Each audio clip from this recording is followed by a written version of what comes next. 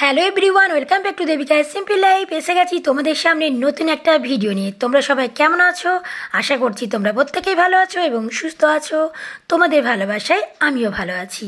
নিউকেন্দা গ্রামের ধর্মরাজ পুজো ঠিক কিভাবে হয় সেটাই তোমাদের দেখাতে চলেছি এই ভিডিওটির মাধ্যমে। বাবা ধর্মরাজ ঠাকুরকে পুজো দেওয়ার জন্য ফলমূলগুলো রেডি করে নেওয়া হচ্ছে এখন। আগের বছর যখন ধর্মরাজ মন্দির এসেছিলাম তখন দেখেছিলাম অনেকেই মাটির ঘোড়া দিচ্ছে। তো মাটির ঘোড়াগুলো দেখে আমারও ইচ্ছা হয়েছিল যে পরের বছর আমিও ঠাকুরকে মাটির ঘোড়া দেবো। এটা কিন্তু আমার কোনো রকম মানসিক নয়। তোমরা তো জানোই যে আমি কোনোদিন মানসিক করি না ঠাকুরকে, যে ঠাকুর তুমি আমার এই কাজটা করে দাও তারপর তোমাকে এটা দেবো। ওটা আমি কিন্তু কখনোই বলে থাকি না। শুধুমাত্র আমার ইচ্ছা হয়েছে তাই সুন্দর দুটো ঘোড়া আনা হয়েছে। তবে একটাই আফসোস, ঠাকুরকে আমি পুজোরটা এবং ঘোড়াটা কিছুই দিতে পারলাম না নিজের হাতে করে। আসলে ঠাকুরের হয়তো ইচ্ছা হয়নি আমার হাতে পুজোর নেওয়ার, তাই সোনাইকে দিয়েই পুজোটা নিয়ে যাওয়া করাচ্ছি। আমরা অবশেষে পৌঁছে গেছি ধর্মরাজ মন্দিরে। আমাদের বাড়ির থেকে একটু দূরেই এই ধর্মরাজ মন্দিরটি। চলো দেখাই কেন্দাগ্রামের ধর্মরাজ মন্দিরটি ঠিক কেমন। এই যে দুটো দড়ি ঝুলছে তোমরা দেখতে পাচ্ছ, এটাকে বলা হয় শিবদোলা। পুরো ধর্মরাজ মন্দিরটি সুন্দর করে ফুল দিয়ে সাজানো হয়েছে। নিউকেন্দা গ্রামের ধর্মরাজ মন্দিরটি কিন্তু ভীষণ সুন্দর দেখতে। আমি যেখানে দাঁড়িয়ে আছি এটা হচ্ছে ধর্মরাজ মন্দিরের পেছনের দিকটা। চলো এবার মন্দিরের সামনের দিকে যাওয়া যাক এবং ঠাকুরকে তোমাদেরকে একটু দর্শন করিয়ে দিই। মন্দিরের সামনে প্যান্ডেল করে ফ্যান লাগানো হয়েছে যাতে মানুষজনদের গরম না লাগে, একটু সুবিধা হয় তার জন্য। এবার আমরা মন্দিরের ভেতরে প্রবেশ করছি। এখানে পুজোরটা নেওয়ার জন্য কিন্তু নাম লেখা হচ্ছে। আসলে এত এত মানুষজন পুজোর দিচ্ছে, তাদের যে সমস্ত গামলা ঝুড়ি সবকিছু এনেছে পুজোর নিয়ে, সেই গামলার মধ্যে কিন্তু তাদের নামটা চিপকে দেওয়া হবে, যাতে পুজো হয়ে যাবার পর সবার নাম ধরে ধরে সেই প্রসাদটা প্রত্যেক মানুষজনকে দিতে পারা যায়। সেই জন্য এখন সবাই একে একে এসে পুজোরটা দিয়ে চলে যাচ্ছে। চলো বাবা ধর্মরাজ ঠাকুরকে তোমাদেরকে একটু দর্শন করিয়ে দিই। এই হচ্ছে বাবা ধর্মরাজ ঠাকুর। বাবা ধর্মরাজ ঠাকুর কিন্তু খুব জাগ্রত ঠাকুর। বাবা ধর্মরাজ ঠাকুর যেন তোমাদের সকল মনের ইচ্ছা পূর্ণ করে এবং তোমরা যেন খুব খুব ভালো থাকো, সুস্থ থাকো, এই কামনা করি ঠাকুরের কাছে। কারণ সুস্থ থাকাটাই হচ্ছে মানুষের বেশি জরুরি। বেশি টাকা পয়সা ধন দৌলত কিছু চাই না, শুধু চাই মানুষের শরীর যেন সুস্থ থাকে। মন্দিরের ভেতর পুজোরটা দিয়ে এখানে কিন্তু ধূপগুলোকে জ্বালিয়ে দেওয়া হচ্ছে। বাবা ধর্মরাজ ঠাকুরের পুজো হয়ে যাবার পর শুরু হবে ভক্ত গড়াগড়ি। এখন ঢাকিরা ঢাক বাজাচ্ছে। পুজো রীতিমতো কিন্তু শুরু হয়ে গেছে। এটা তো হলো বাবা ধর্মরাজ ঠাকুরের মন্দির, কিন্তু আরো একটা মন্দির রয়েছে যেখানে বাবার বাসস্থান। চলো তোমাদেরকে সেখানে নিয়ে যাই। কেন্দাগ্রাম থেকে তোমরা কে কে আমার ভিডিও দেখো বলো তো, আর তোমাদের কেমন লাগে আমার ভিডিও দেখতে অবশ্যই জানিও।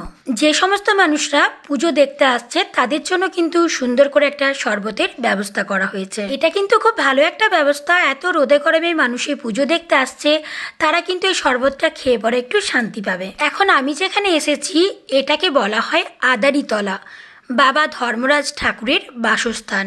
মেন মন্দিরের পুজো কমপ্লিট হয়ে যাবার পর এখানেও বাবা ধর্মরাজ ঠাকুরের পুজো হয় এবং তারপর শুরু হয় ভক্ত গড়াগড়ি। এখানে এখন সমস্ত ব্রতীরা স্নান টান সেরে নিয়ে বসে আছে।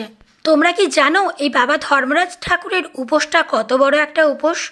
সকাল থেকে নিয়ে রাত্রি অবধি কিন্তু সমস্ত ব্রতীরা এবং ভক্তরা জল চা কিছুই কিন্তু পান করতে পাবে না। অনেক বড় একটা উপোস, যেটাকে খুব নিষ্ঠাভাবে কিন্তু পালন করতে হয়। পুজো হয়ে যাবার পর শুরু হয় ভক্ত গড়াগড়ি।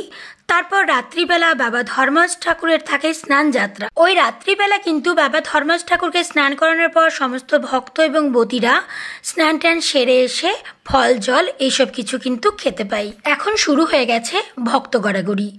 আদারিতলা থেকে ভক্ত গড়াগড়ি দিয়ে দিয়ে যেতে হবে, অনেকটা দূর যেতে হয় মন্দির অবধি। আচ্ছা তোমরা কি জানো এই ভক্ত গড়াগড়ি কেন দেওয়া হয়? যখন মানুষ অনেক বিপদে পড়ে, অনেক বিপদের সম্মুখীন হতে হয়, তখন কিন্তু বাবা ধর্মরাজ ঠাকুরের কাছে এই মানসিকটাই করে যে আমাকে এই বিপদ থেকে উদ্ধার করো, তাহলে কিন্তু পরের বছর আমি ভক্তা গড়াগড়ি দেবো। বাবা ধর্মরাজ ঠাকুর এতটাই জাগ্রত ঠাকুর, তার কথা শুনে নেয় এবং সেই বিপদ থেকে উদ্ধার করে। কত কত মানুষজনের ভিড় রয়েছে এখন এই মুহূর্তে, এতটা কাঠফাটা রৌদ্রতে এত এত মানুষজন ভক্তা গড়াগড়ি দিচ্ছে। এটা বাবার মহিমা ছাড়া কিন্তু আর কিছুই নয়। এখন ঘড়িতে টাইম হচ্ছে দুপুর 2:30 কি 2:45 এইরকম হবে। এতটা গরমে যেখানে মানুষ ঘরে বসেই শান্তি পাচ্ছে না, সেখানে কিন্তু এই কাঠফাটা রৌদ্রতেও মানুষ ভক্তা গড়াগড়ি দিচ্ছে। ভাবো তো একবার কি পরিমাণে সবার কষ্ট। যে সমস্ত ব্রতীরা বা ভক্তরা ভক্তা গড়াগড়ি দিচ্ছে, তাদের বাড়ির লোকজনেরা কিন্তু সমানে হাওয়া করে যাচ্ছে, যাতে তাদের কষ্টটা কিছুটা হলেও কম হবে। এটা কিন্তু শুধুমাত্র আমাদের দেখে কষ্ট লাগছে, যারা ভক্তা গড়াগড়ি দিচ্ছে তাদের কিন্তু কষ্ট লাগবে না। তার কারণ এতে ঠাকুরের মাহিত্য রয়েছে এবং ঠাকুরের আশীর্বাদ রয়েছে ওদের মাথার ওপর। বাবা ধর্মরাজ ঠাকুরের পুজো হয়ে গেছে, এখন মাইকিং করা হচ্ছে সবার নাম ধরে ধরে কিন্তু পুজোটা দেওয়া হচ্ছে। এটা তো হলো নিউকেন্দা গ্রামের ধর্মরাজ পুজো। আচ্ছা, তোমরা কে কোথা থেকে আমার ভিডিওটা দেখছো? তোমাদের গ্রামেও কি এইভাবে ধর্মরাজ পুজো হয়? তোমাদের গ্রামে কি ধর্মরাজ পুজো হয়ে গেছে নাকি এখনো বাকি আছে? ঘোড়া হলো বাবা ধর্মরাজ ঠাকুরের বাহন।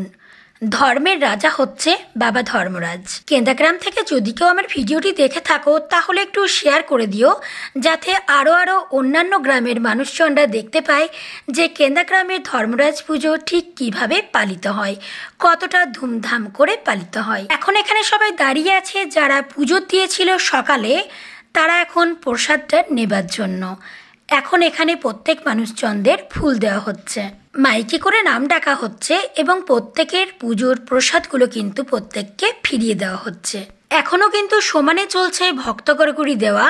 ভক্তা গড়াগড়ির মধ্যেও রয়েছে আরেকটা, যেটার নাম হচ্ছে লোটন দেওয়া।